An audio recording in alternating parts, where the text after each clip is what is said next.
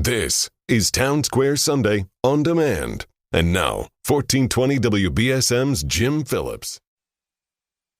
Our friend Jack Spillane, columnist for New Bedford Light, is back with us today to comment on some local news happenings. Good to see you again, Jack. Nice to be here, Jim. You wrote a column that was published this week about gadflies. Not insects, but gadflies. And the sometimes silly things that they wrangle over with politicians. First of all, I should say you and I have seen gadflies all the time we've been working in this market. It is just, I don't know, something that just happens with people. And I'm sure they're in every market, every news market. You wrote about two gadflies, or citizen journalists, as you call them, Carlos Felix and Craig Tuzinski, and whether they trespassed at a recent city council meeting by being on the third floor balcony at the city council chambers. Now, the two were eventually accused of trespassing and harassment. The councilors claimed they were being harassed by these two. There was an incident outside the city hall. Tuzinski and Felix said that they have a right to attend council meetings and that they were being harassed. So anyway, it all went to court. A magistrate recently threw the whole thing out. And is this anything we should get too excited about? Well, I don't think we should get too excited about it, except for the fact that I'm sure the 3rd District Court would not like to waste time devoting a whole morning in a magistrate to having to hear both sides of what is essentially a personality conflict. I can see both sides in this issue. I should say that a gadfly, and that I don't mean it to be derogatory, but it's a term that's used for people who glom on to the political process, go to every meeting, and have something to say at virtually every meeting. We've had many over the years in New Bedford. People may remember Jack Custodio or Ray Delgado. There have been others. Other places I've worked, there have been. And, you know, in this case, some of the there's a new feature about this that social media has brought us, and I call them citizen journalists, because some of these stories that they've written actually bring things out, like Carlos Felix and the Hugh Dunn leaving the scene of an incident, and Gilly Cephiolis and the problems in the administration of Trip Tower. So there are things that come out. There are also inappropriate things that they do. Not the least of which is yelling and shouting and being rude at council meetings. Even worse, outside the council chambers on the street, screaming to high heaven. Some say that there's threats. Some say that there's name calling going back and forth, both on the councilor's side and the gadfly side. It's just a mess, and it needs to be handled better. So I think what you're saying is that gadflies, or citizen journalists, do have a purpose. I mean, they can do some good things. They do, but they have to behave themselves also. You cannot have people shouting out and being rude at council meetings. We have one that holds a sign and positions himself, Gilly, behind the cable TV cameras, insulting Councilor Morad usually. I think doing that once goes a long way, but he's done it, over and over and over again. At the time I wrote that column, I had not seen some of the videos, which have since been sent to me, and the one with Carlos Felix yelling at the top of his lungs. I don't know why he wasn't arrested for disturbing the peace that night. And Linda Morad, someone sent me a video where it appears she's slowing down her car and sticking her tongue out at Felix and the people that were carrying on. So I think I tried to suggest in my column that they all ought to lighten up a little bit. Well, I think that's probably pretty good advice, because if the thing is allowed to escalate further, somebody, I hope not, somebody could get hurt. Yeah. Well, I don't know. These guys have been arrested for alleged assaults and threats. They've usually been dismissed, most of the cases. I think there's only one case involving Carlos and theft that ever resulted in a sentence, but none of their cases have ever resulted in anything. I will say that Councilor Morad was particularly offended by a sign that Gilly was holding. even want to repeat some of it because it gives it oxygen, but it certainly could be looked as off color. And I don't think that the women councilors or anybody else for that matter should be subjected to that. Well, New Bedford has had a long history of gadflys or political operatives or citizen journalists. Some had more impact than others.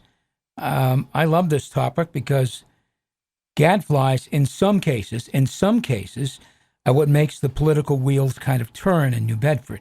It's a subject I'm interested in. Who was the first gadfly who approached you, Jack, when you started reporting in New Bedford? That would have been the aforementioned Jack Custodio. Yeah. He used to approach my desk at the Standard Times until Ken Harton at the editor eventually had to ban him. He would come up to my desk, and sometimes he would tell me that I was white trash and that I was just a miserable reporter, all kinds of insults, of course, which I was reporting at the time, not doing a column. Not that I would do this as a columnist, and you don't want to, argue back with him. Jack was famous for going to the Housing Authority meetings where he would carry on, and eventually Joe Finnerty would have the police officer remove him. Jack did bring up a lot of issues about inequities in the housing authority, things that were not fixed, conditions that were intolerable. So he did have a role, and I'll just say Carlos Felix was the person who responded in the middle of the night when Councilor Dunn allegedly left the scene of an accident and was driving under the influence, and police officers filed a report that got them in trouble. Well, my first gadfly back in the mid-'70s was Jack Custodio, same as you. As many of you know, Jack wasn't subtle. He would insult you, just like he'd do with you, and then he might give you some information that you might be able to use, or at least store in the memory bank and use at a later date. Who are some of the other people, Jack, that you might consider to be gadflies? Well, in New Bedford, I'm getting so old I can't remember some of them, but of course, Ray Delgado, who was a very smart guy and had a lot of interesting things to say about inequities. He also had some medical conditions involving his mental health that when he was on his medication, he did well, and when he was off of it, he did not so well. Trying to think. Gilly Safiolis, of course, is a current one. Yeah. There's the humble bum, a guy, what was his name? Robert Mello. Yeah, he always identified himself to me as just the humble bum and would call and tell me about how he was controlling New Bedford politics. He didn't, in my time, appear at the council meetings. No. He was more at the press. He never did, but he either read newspapers voraciously or he had somebody tell him what was going on, because he always knew. He did. I thought Eddie Johnson was a gadfly too. Eddie Johnson could venture into that category. Eddie was very smart, and he brought up, substantive issues a lot of the times, but some people thought he took them too far and didn't get off them when he needed to. Robert Mello, the humble bum, I spent an awful lot of time talking on the phone with Bob. I'm sure you did too. I'm not sure all the information that I received from Bob was worth all the time I lost on the phone talking with him, but likewise. So be it. It's kind of the job of a reporter to listen. Yeah, and let's not forget Leo Allen, former attorney from downtown New Bedford, who would work the press assiduously. Well, I love them all. Me too. To some degree. To some degree. Yeah. You're listening to Town Square Sunday. I'm Jim Phillips. My guest is Jack Spillane, columnist for the online newspaper New Bedford Light. Homeless students.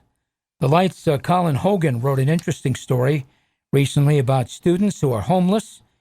He said that, and I get the figures from the school department, but he said that every classroom of 20 students, it's possible at least 2 are homeless, which I found unsettling. And the school department said that there are more than 1,300 homeless students attending New Bedford public schools. That's a high number as far as I'm concerned. So 1,300 out of a total student population of 13,000, which means 10% of the student body in New Bedford is homeless. So to understand that story, you have to understand their definition of homeless, and they include people who are what they call doubling up.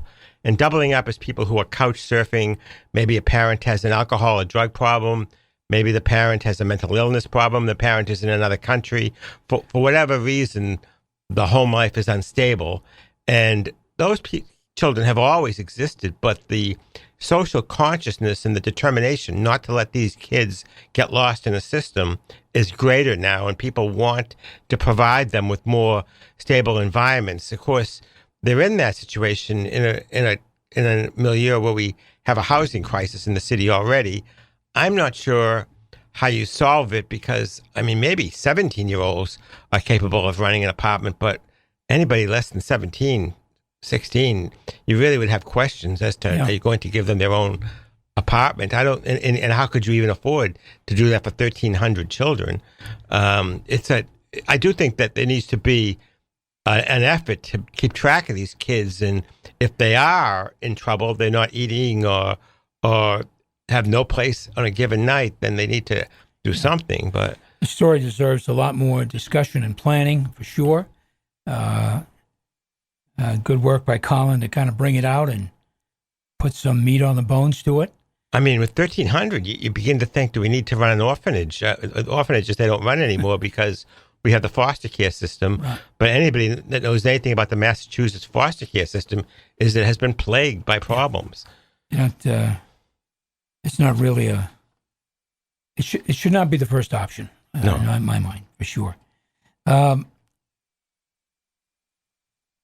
Colin's article, I think the conclusion at the end of it is we need more affordable housing. And there are surprisingly a number of projects along Union Street that are in the works, about to get started. Some interesting things happening there. Now, it's not all, it's not enough, but it's certainly a start. Yeah, and I'm not sure any of them would rent to people under 18. Probably not. If you did get them into some sort of housing, they'd probably have to have you'd have to have a higher adult supervision to check in on them. So it's a complicated problem. Yeah, it sure is. The Bedford Light also reported this week that the Massachusetts Clean Energy Center plans to open a wind innovation facility in New Bedford, probably in an existing building along the waterfront. It would really be kind of an incubator, I think, is the best way to put it, to develop new technologies and business enterprises. Now, they hope to have that facility up and running by 2026. I thought the story was interesting, but more compelling was the letter after the story, the reaction to the story. Fisherman Keith Uzel claimed that offshore wind is damaging the marine ecosystem and its inhabitants. I don't know that we really know that yet, but okay. He says we're risking the fishing industry for the sake of a few commercial jobs being filled right now by out-of-town workers. That is a real concern to me, and I think to you as well. We've got to get New Bedford people on those jobs.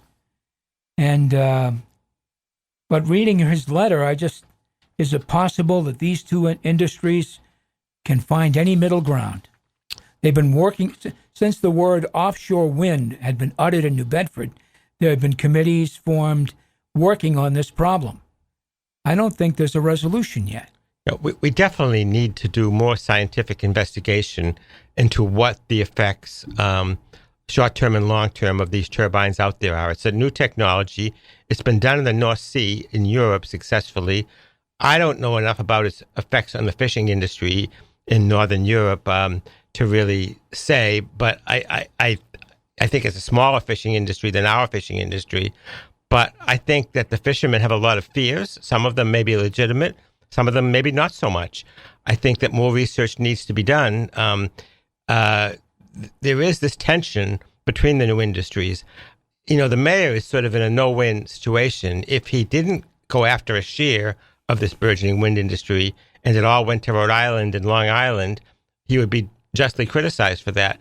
So by going after it, he's criticized by the fishing industry. It's sort of a no-win situation. I do think we need to know more, but I think that it is hard to say out of the gate that it's just it's just going to be the end of fishing. Yeah. I mean, I'm not sure I believe that, but clearly we do need more research. Of course, you can't do the research in the North Atlantic until there's turbines up. Yeah, and then they may be doing damage. So it's like, but there certainly is damage that's been done by the offshore oil, when there's slicks and things like that. There's damage by virtually any industry you can think of, including the fishing industry to right whales. The fishing industry itself is criticized for that. So, these are tensions of different interest groups. They need to be explored, and appropriate action needs to be taken. I just worry that it's a little bit preemptive, and I don't know how you get around that. Well, we'll see. This certainly bears watching for the existing fishing industry and for the future of the industry. I think Mr. Uzel is probably more worried about that. So we'll see. Jack, hasn't really been much else here, so I thank you for coming in. Okay. The gadfly talk, I love it. But it's funny. I if you had told me that I was going to devote a whole column to gadflies, I would have been fairly skeptical about that. But I guess everything comes around sooner or later. That's right. It does come around. And there's been some interesting names on that list for sure. My guest has been Jack Spillane, columnist for New Bedford Light. You can read Jack's work and lots of other good information at newbedfordlight.org. Stay with us. Town Square Sunday will continue in just a moment.